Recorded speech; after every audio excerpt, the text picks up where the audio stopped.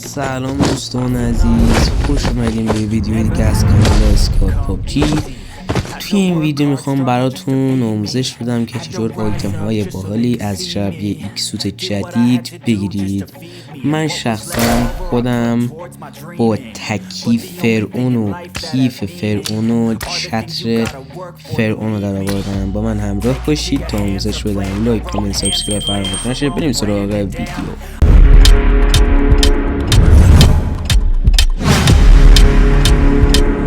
خب دوستان عزیز، قدم اول اینه که شما باید شانس خوبی داشته باشید.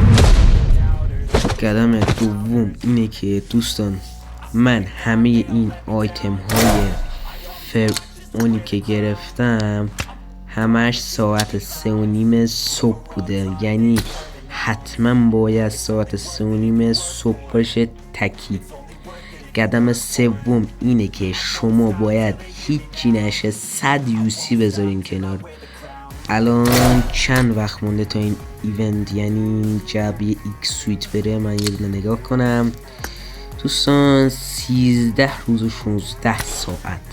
به نظر من از الان 100 یوسی جمع کنید یا یه جو بذارید برای این ایکسوت خرج کنید. هر روز ساعت 3:30 صبح. حالا اونایی که کار دارن و فلان اونو برای اونو نمیگم، ولی اونایی که شبان نگهبان نیستن تا صبح، یعنی تا صبح بازی میکنن، میتونن این روش رو امتحان کنن.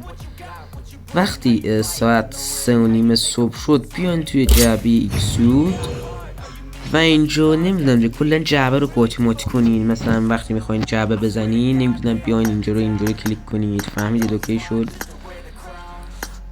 حالا من یه ویدیویی که شاید بعضی ندیدم فرعون رو در آوردم و بریم یه نگاهی پیش بندازیم. دوستان این همون شورت ویدیوست که من با 20 یوزی تونستم ست فرعون رو هنگام رکورد کردن با تکیب بگیرم. بریم یه نگاهی پیش بندازیم. خب دوستان، صدام خوب ضبط نشده، اومدم توی ادیت براتون بگم. همونطور که میبینین توی جعبه من همه جا رو کلیک میکنم. حتما شما هم این روش استفاده کنید. اینجا ویدیو سریع شده. توی اولی 2 پوینت داد متاسفانه، ولی ناامید نشدم. توی دومی یه دونه چی بگم اسپری داد. توی سومی بله ایکسوتو داد. بعد دوستان من این کیفشم، حالا اینجا نشون داده نمیشه، من اینو با تکی گرفتم و اونم ساعت 3:44 دقیقه صبح که اینجا نشون داده نمیشه چون من اینو حذف کرده بودم، ولی به دوستم که از واتساپ فرستادم عکسش رو از اونجا دانلودش کردم. بخوام این ساعت 4:05 ظهر نشون میده. اینجا میبینیم که من ست فرعون برای اولین بار ساعت 3:32 دقیقه صبح در آوردم، یعنی یه چیزایی حتما هست. بریم توی بازی. قدم چهارم اینه که دوستان عزیز حتما جعبه ایکسوت رو بدون اسکیپ بزنین.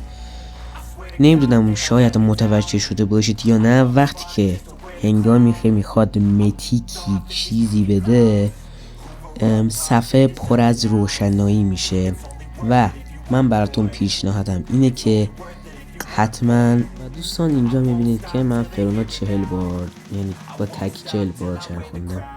از اونایی که فرعون میخواهن از بخش فرعون بزنن، حتی اگه فرعون رو نگیرن یه میتیکی چیزی شاید شانسشون گرفت و گرفتن، چون از این بخش خیلی سخته دوستان، خیلی سخته. شاید هم بازم اصلا این ایکسوت جدید رو گرفت. دوستان عزیز امیدوارم از این ویدیو خوشتون اومده باشه. من براتون تضمینی نمیگم که بتونید فرعون رو در بیارید، امیدوارم شانستون خوب باشه. من براتون یه روش هایی گفتم که شاید باهاش بتونید در بیارید. اگه تونستید فرعون یا حتی اگر میتیکی چیزی در بیارید توی کامنت ها بگید و ممنون میشم لایک کنید. خب دوستان، لایک، کامنت، سابسکرایب کانال یوتیوب من فراموش نشه. خیلی مخلصم. تا ویدیوی بعدی، خدا نگهدار شما.